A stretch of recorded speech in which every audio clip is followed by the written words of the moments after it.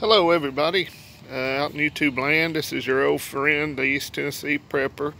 Going to show you a little bit of progress today. Got to be real quick on this one. See my 18 buckets with tomatoes. Well, 4 didn't come up, so I finally gave up and went and bought some tomato plants. Don't tell anybody. The rest of them are seeds.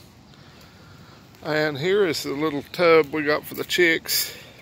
Put some strawberry plants in them Sunday maybe. I'm not sure. Hopefully they do good. The boys love strawberries. Or as my youngest one says, straw babies. Alright, be patient and I'll show you a little bit more. We finally moved the chicks outside, I guess it was Sunday, into their new home. They seem to be doing pretty good, adjusting. Kind of worried about them the first night. They didn't move around a whole lot, but seem to be doing good now. We have a little dog water bowl for them because that's all we have right now that they can reach. I bought this little thing at Tractor Supply. See, it has the little nipples on the bottom, but some of them aren't tall enough to reach it, and the other ones haven't figured out what they're supposed to do yet. I'm not sure I want to crawl under there and show them, but I don't know. I might get my youngest son too. He's pretty gullible. There's their food. They're kind of messy. And not going to leave them in here all the time. We have a pretty good sized fenced in area, so make sure the doggies aren't out, and we'll let them run around here. We'll probably have to clip their wings. Don't want them aggravating the neighbors. They stay aggravated enough at me anyway, but oh well. No, actually we have really good neighbors for the most part. Follow me and we'll show you a few other things we tried to do this weekend. Getting ready to go into the garden. It's looking really, really good. I'm pleased. The beans are really doing nicely. 3 bean beds right there. Love green beans. The cucumbers are really coming on. Of course, the cabbage and lettuce is the first thing that came through, and that should be good. Hopefully we'll figure out a way to make some nice chow this summer. There are the zucchini. So they're starting to peek through. More cucumbers. Like pickles too. That one's beans. The next 3 are beans. Here is the squash. And we gave up on the onions, so I dug it up and put some jalapenos in here, but they're not showing up yet. I did get the weeds out of here. Made a little mess with the weed eater, so hopefully that won't mess things up. Not seeing much in the potato beds yet, so hopefully they'll come up. And I bought this little gadget at Lowe's. If you've ever swung one, you'll remember the movie Cool Hand Luke.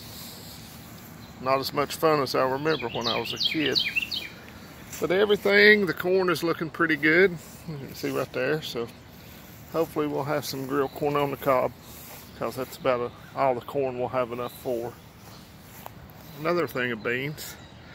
Those 3 are potatoes, so hopefully they'll start coming up. And I also put some blackberry bushes. Oh, a lot of grass clippings for the compost piles. It's kind of messy down here. I hadn't put stuff back where they go yet. Here are the blackberry bushes. Bought 3. If they do good, I'll put some more all along this fence, little garden fence next year. And a lot of my friends have asked me why I put all this time, effort, and it was a lot of effort and money into this project. You can get all this stuff at Walmart. Well, what if one day you can't? I mean, I can remember when we grew our own food, not because we liked it, but because we had to. We didn't have a whole lot of extra money. My mom and dad were both Depression era kids. My dad was born in 24, mom in 1931. So, I mean, you tell me, they both had to quit school when they were in 7th grade, so they never really had good jobs. And they didn't quit school because they wanted to or because they didn't like it.